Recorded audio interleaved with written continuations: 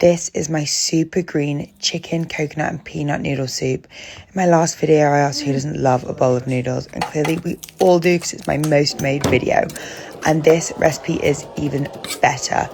We're just going to use a bit of curry paste and some lemon and put that onto our chicken and put that in the oven for about 25 minutes. While that's cooking, we're going to make the rest of the soup. It is so easy. We are using a curry paste again, this time a Thai green curry paste. You just mix that with some garlic and some ginger and some chili for that extra bit of flavour. Got some fish sauce and peanut butter for extra bit of creaminess. Then we're adding the broccoli, some sugar snaps, water chestnuts. If you haven't tried these, the texture is amazing. And yes, obviously chili oil, and enjoy.